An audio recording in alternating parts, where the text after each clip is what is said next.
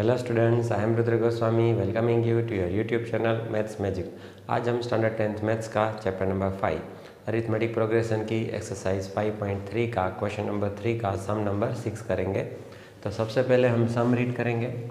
In an AP given a equals to 2, d equals to 8, sn equals to 90, find n and sn।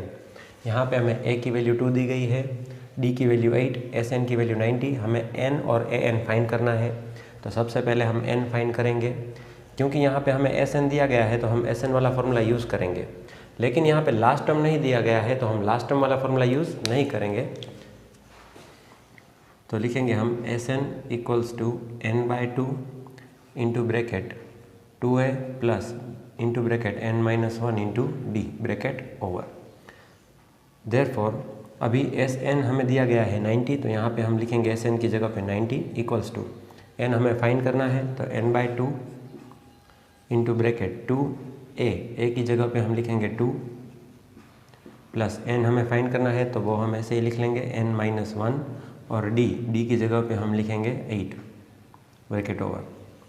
Therefore 90 equals to n/2 into bracket 2 2 ज़ा 4 plus यहाँ पे हम क्या करेंगे, 8 को n-1 दोनों से मल्टीप्लाई करेंगे। तो सबसे पहले हम 8 को n से मल्टीप्लाई करेंगे तो 8 इंटू n यानी कि 8n, और यहाँ पे प्लस है, यहाँ पे भी प्लस है तो प्लस प्लस प्लस रहेगा, फिर माइनस प्लस माइनस आएगा और 8 1 ज़ा 8, इन दोनों का मल्टीप्लाई 8 होगा bracket over. Therefore 90 equals to n/2 into bracket, यहाँ पे आप देखिए -8 है और +4 है, इन दोनों का सब्ट्रैक्शन हो जाएगा, प्लस माइनस माइनस यानी कि सब्ट्रैक्शन होगा। तो 8n तो ऐसे ही लिख लेंगे, इन दोनों को सब्ट्रैक्ट करेंगे तो आंसर आएगा 4, बड़ा डिजिट है 8, उसके आगे माइनस है तो -4 bracket over. Therefore 90 equals to n/2। अभी हम क्या करेंगे, इन दोनों में से कॉमन निकालेंगे, कॉमन निकलेगा 4, तो 4 को हम कॉमन निकाल लेंगे तो अंदर बचा 4 के टेबल में 8 कब आएगा, 4 2 8, तो अंदर यहाँ पे 2 बचा, n माइनस 4 के टेबल में 4 कब आएगा, 4 1 ज़ा 4 ब्रैकेट ओवर। अभी यहाँ पे कट होगा तो हम कट कर लेंगे, 2 2 ज़ा 4, 2 2 कट। देयरफॉर 90 इक्वल्स टू 2 रह गया तो 2n इंटू ब्रैकेट 2n-1। अभी हम क्या करेंगे, 2 को यहाँ पे मल्टीप्लिकेशन में है तो डिवीज़न में ले जाएंगे। Therefore 90 divided by 2 equals to n into bracket 2n-1 bracket over. अभी यहाँ पे कट होगा, 45 2 ज़ा 90, 2 2 कट।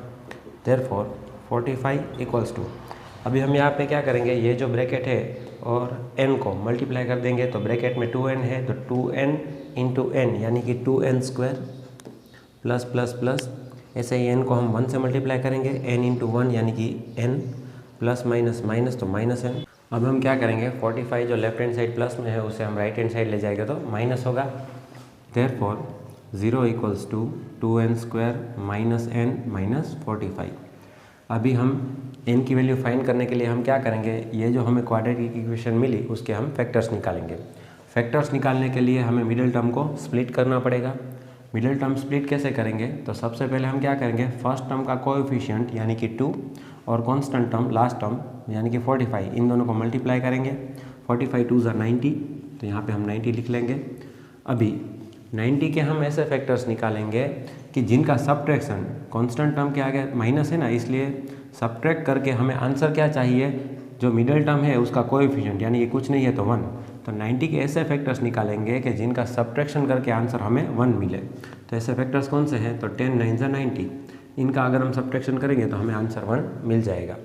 क्योंकि बीच में n है तो हमें इन दोनों के पीछे n लिखना पड़ेगा।